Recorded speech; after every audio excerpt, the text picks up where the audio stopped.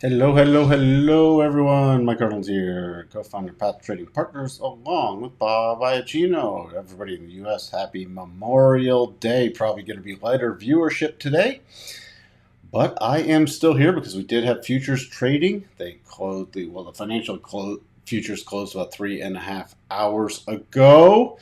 So we still have to prep for tomorrow. Stocks back open tomorrow. By the way, if you are new here, please do consider subscribing, ringing that bell, and hitting that like button. Longer term subscribers, please, please, please leave some comments and like the videos. So we got to prepare for the markets. Hey, Waka Waka.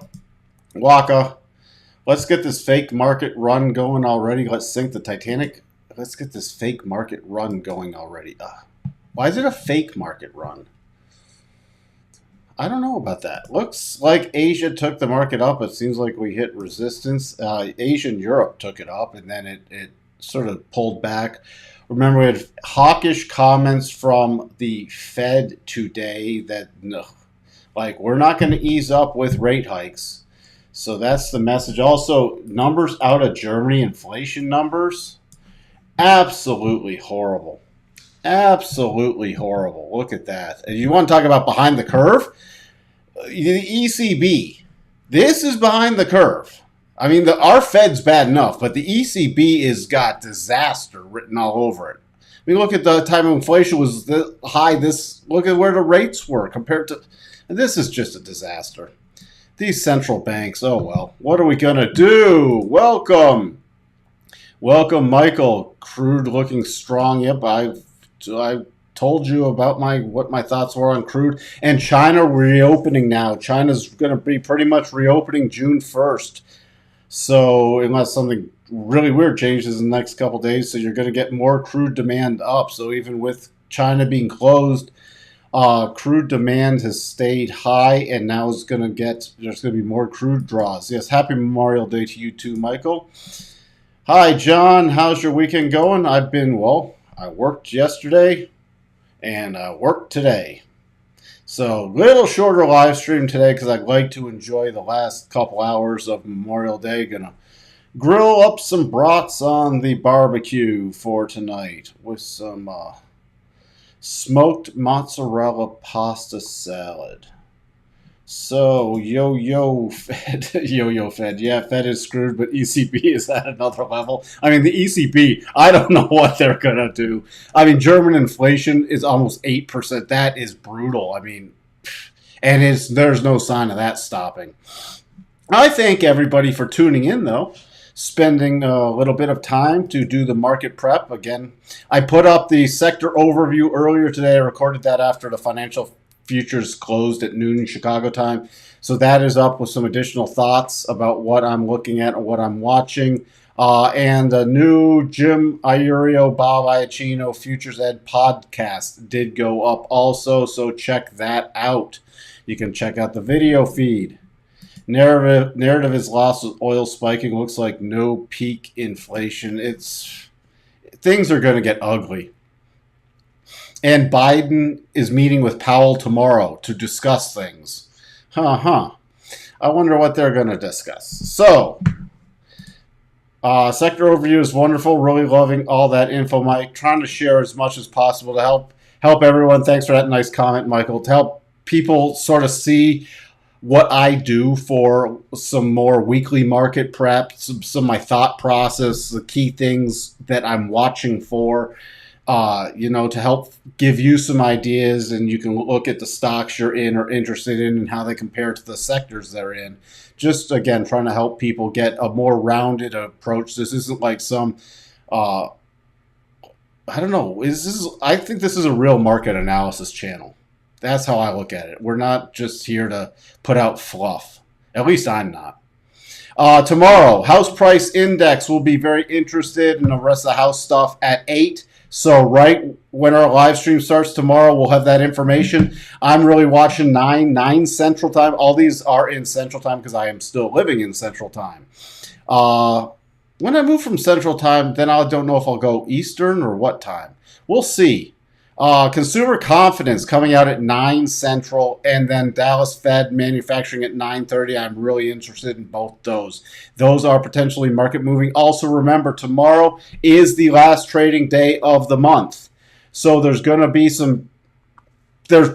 going to be some interesting end of month movements between tomorrow and then June 1st on Wednesday. So be prepared for that. We'll take a look at the charts. Remember, Friday, if you need any refresher, you rip your face off rally. FOMC still at that 50 basis points coming up. That's June 15th. So that's getting to only be a couple weeks away. And we still are in negative gamma. Earnings, nothing really before the open. It's going to be moving tomorrow after the close. Salesforce, HP are things I'll be looking in at. Then we have some other stuff coming up the rest of the week, but not as much market moving as the last couple weeks. So let's see where else we have. Yeah, the meeting between Powell and Biden, getting everyone wondering what the bleep is going on. Jay Powell going to get a spanking. Well, I think Biden's going to be like, dude, you can't ease up. I'm going to lose. All my Democrat friends are going to get wiped out based off this inflation. You got to get this under control. And Powell's going to be like, I don't want to spook the markets. I've already said we're raising rates. Well, then you're coming out. You got dovish talk. It's going to be interesting. It's going to be interesting. I want your opinion. I kept on hearing that might be bullish when the Fed starts doing QT on Wednesday. Again, they're going to start rolling off some of the balance sheet. I don't know how it's going to be bullish because it's going to drain liquidity, but will it have an immediate effect? I think we'll start picking up steam again, they're not doing that much right off the bat, and it's not like Wednesday just comes, they drain the balance sheet. It's going to be unwinding or let some stuff run off. So I don't see, though, how it's bullish. Any tightening is still, you're draining liquidity from the system. So I haven't heard a lot of people talking about it being bullish. Longer term, I'm still in major bear camp after we get this rally out of the way. By the way, here's the S&P. We've had this nice 4-day run up, including last night, today. We got a little topping pattern that completed with this little double pullback and sitting right here. What am I watching for? Remember, let me get back to that daily. We've triggered this other double. I'm now watching. There was just intraday trading today in that direction, but for longer term, I need some kind of pullback. And this is what I'm watching for now. Cycles, you see here at the bottom. Cycles are at the top looking to roll over. So I'm expecting a rollover move pretty much Tuesday or Wednesday. Is that a major rollover move? No, that's a minor rollover move. And yeah, we could even come back down to 4,095, 4,100. That would still be a minor rollover move. And then I'm going to watch for cycles to bottom and another upturn on the daily. Why? Because weekly cycles are starting to really move on up. We're in the weekly rotation zone. We can easily complete this pattern. We've had a decent probability double trigger. So there is an upside bias, and the stats are in our favor for a continued rally after a minor pullback. And look, that takes us to the other side of the weekly rotation zone. So in a nutshell, I'm watching it within the early start to this week, the real active trading week, for some kind of topping pattern and then a pullback pattern and then another push back up, and that should be the last push up for a little bit of time. Then I will watch for the bigger rollover. Also remember, here's the 50 to 62.5 from this most recent major downturn. So anywhere up in here, I'll watch for some major top action. And right in front of this, you see here, we have all that's a significant level right there. So we have a lot of stuff. Full double target pattern, trend line, significant level up in here. So I'm keeping it overnight. I'm watching 41.53, and if we break below that, then my next level, it's back into a clear path move on the 4-hour, but my next level wouldn't be down to about the 4103 to 4117 with the rising 4-hour rotation zone and the prior breakout level that triggered the double. So that's where we sit with that. And I'm not going to keep repeating myself, but pretty much that analysis is true. If you look at the cycles for the NASDAQ, at the top, looking for a rollover play. NASDAQ's a little weaker, also triggering the double, but not up to that first target yet.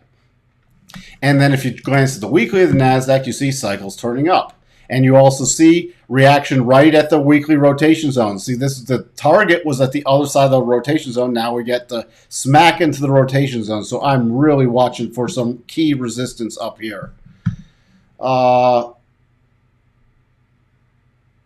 Let's see. How on earth would market be bullish with QT? I don't know. I've not heard people talking about that. But there's some people who...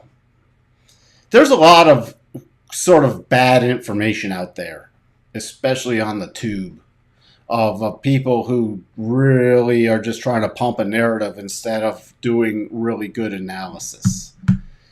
Beginning on June 1st, the Fed will let maximum 47.5 billion Treasury bonds and MBS mature per month. Yes, that is on the monthly basis. So it's not just like June 1st comes out, it's all drained. No, it's rolls off over the month. Yeah, it's going to get interesting with the mortgage-backed securities. Hey, Options 22, glad you are here. So, NASDAQ, again, the same thing, watching for that topping pullback move within the next day or so, or Tuesday, Wednesday. Overnight, I'm watching 12,717, and then major support is back down at 12,557.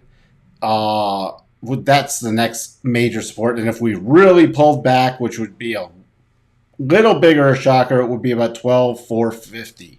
That's the bottom of the 4-hour rotation zone. That's where I'm sitting there. To the upside, we still have 13,046, 13,272, 13,499. So again, for anybody joining late, watching for that topping pattern, short little pullback, then one final push higher.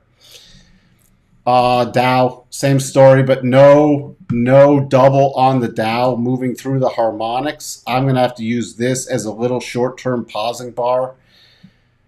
But the Dow area, again, same thing.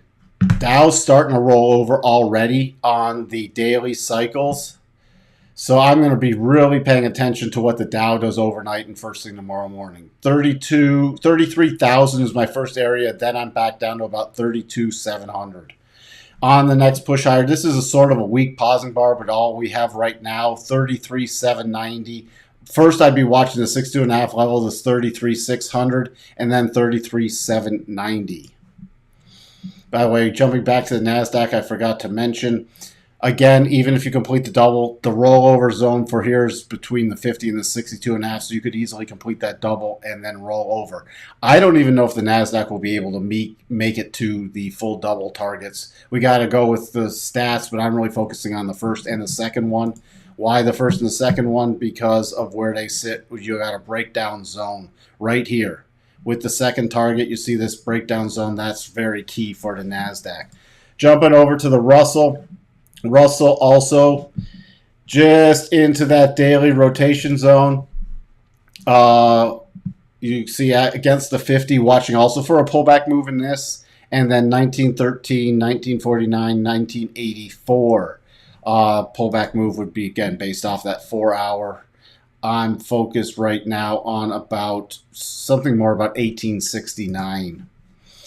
DAX closing above the 62.5. I put this out yesterday and continued higher. I'm still watching for a return to 14,735 area for the next target. But if our markets pull back, we'll probably get the short-term pullback with the cross of the rotation zone. So my key area on a pullback is about 14,325. Crude moving nicely higher today to the upper end of the channel. And now we get the close above the 62.5. So statistically, we favor a return to about this 125 to almost 126 area. Would not be surprised when the markets pull back to see a slight pullback in crude. But my first level I'm keying off then is about 1350 for support. And the other thing is, let me just update these levels based off today's close. The major area for crude now, before I could be bullish again, I'd have to have a close all the way back below 102. Gold, not really doing anything today, pausing. I'm watching for either the breakdown or breakout play, but I'm favoring the breakout play above about 1885. If we did break down, we still have a little potential double, but I just watch for the gap fill. The gap fill, and the full gap fill would be to the close, which is, let me give you the close, 1853.90. Silver also just pausing here. If we pull back, I'm targeting 2180. Notes, little pause here. Still, we got this rough sloping channel. I'm watching for key support about 119.24. And if we break that, then I'm focused on to kiss the neckline goodbye, which is about 119.12. Let me put the harmonics up here. And the only thing that tips me back to bearish mode on the bonds is a close below about 118.19. Dollar index finally rolling over and hitting the final target to the head and shoulders. So that target's complete, closing below the 50. We're into the weekly rotation zone. So now we have to do the bigger pullback levels. Next major area, next key area for me, if this continues lower, we have minor about 101.06, and then majors about 99.96. Cycles getting closer to the bottom on the weekly, but has a little more area to run, and the daily at the bottom. So I will start watching for bottoming patterns. We just don't have any yet. VIX, I'm watching tomorrow to 25 level. That's what's going to be key. Other than that, what would alert me that we might be starting to roll over is if we retrace above about 2750. Let's see. Talking to my sister who works in Deutsche Bank, said stuff in 2008 with MBS wrapping and bad grades is happening all over again and been going on for some time. She called it something else. Yeah. Again, they started doing income verification here with, you could take like a camera picture of your bank balance, and they were using those for income verification and stuff for mortgages here again. Come on. I mean, it's gotten silly again, but I don't know if inventory is so tight that I don't know if we'll crash. We could definitely see prices top out and get a slight pullback, but I don't know if we'll crash just yet. It needs, something has to break and really unravel. We will take a look at Ethereum, Qs, and Tesla. Please let me get to Tesla now. Tesla, we completed all that double bottom pattern. Again, I'm watching for now. Cycles are getting to the top on the daily, but not rolling over yet. Weekly still turning up. So it's sort of a interesting position. Next target is 766. If we break above that, remember we closed above the 62.5. So we should easily hit 760. Let me give you the exact numbers. 766.51. And if we push through there, I'm watching for 786. Then we have to go to the next major area, and above there, anywhere between about 790 and 828, I will watch for another roll over play, especially with cycles potentially topping. If we do start breaking lower tomorrow, the only first area I'm watching is this, with this 1 hour momentum bar and pausing right here with the rising momentum bar.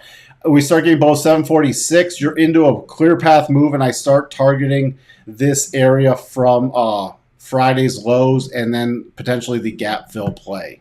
So that's how I'm looking at Tesla. The Qs, again, we finished that one double pattern and started another one.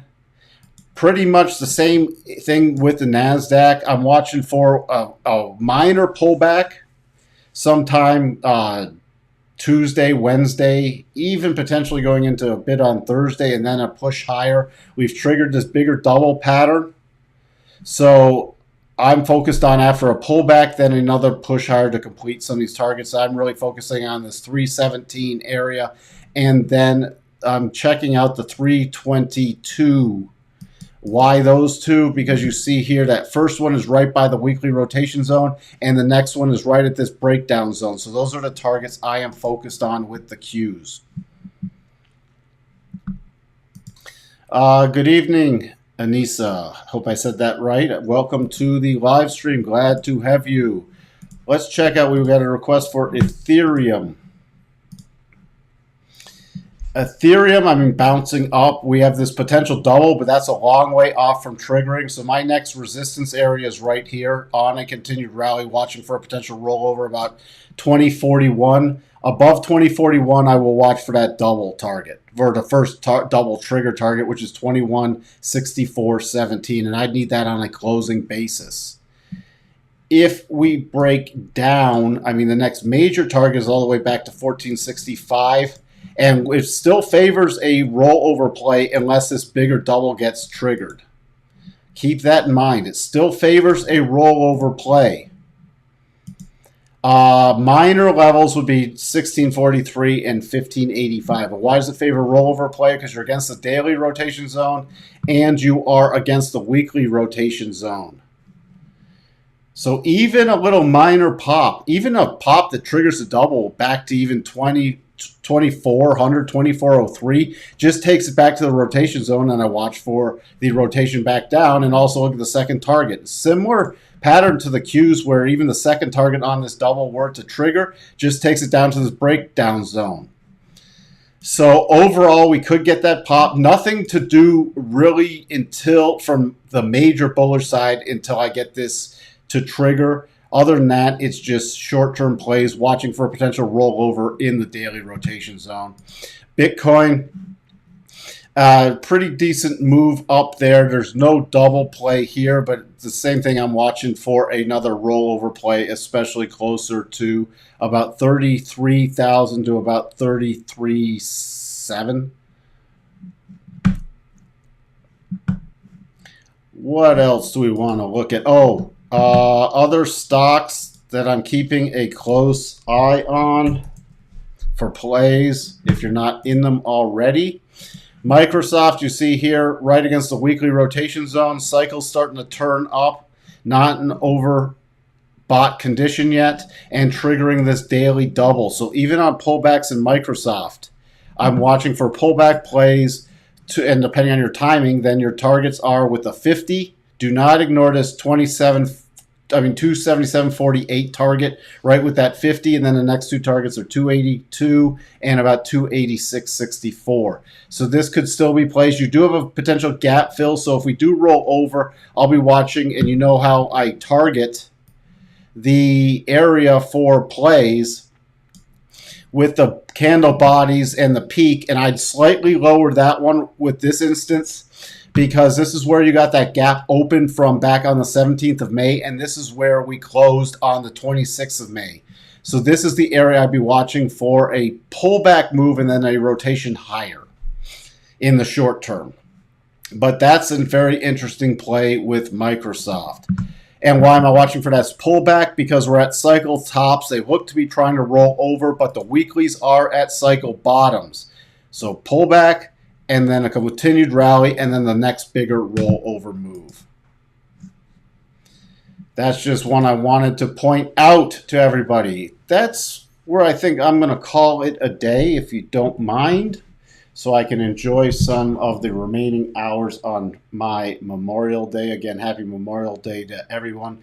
Thank you to all active and retired service members. Really appreciate it. If you're watching this on recording, and we're here to also, not like the service you gave, but we're just trying to help out, people to learn and navigate these rough markets so they don't get hurt. All right. So I think that should cover it. We'll be back 8 a.m. Central Time tomorrow. Again, thank you for taking some time out. There's a fair amount of people still here. What will crash the housing sector is raising rates. When you can't afford your mortgage, just going up 1% will kill a lot of people, and the icing on the cake is everything else going up. For people holding adjustable rates, there are a lot of people I know who I've talked to people that follow the housing market really closely. They're just like, I'd love to sell my house, but I can't. Even if I got a house that I can afford to go up to a nicer house, I don't want to be locking in a rate this high, and I don't want the risk of an arm. So they're not even putting their house up, which is keeping inventory so low. Now, I think the raising rates, so we're getting a pause here in the U.S. with rates, so it'll be interesting. But, if they pop another 1%, it's gonna really start getting, you're just going to start seeing some pullbacks in housing. Thank you, Michael. I will enjoy my bratwurst and my smoked mozzarella pasta salad and in my refreshing adult beverage, and I will talk to everyone tomorrow. Again, everybody have a wonderful night. Thank you for being here. Bye for now.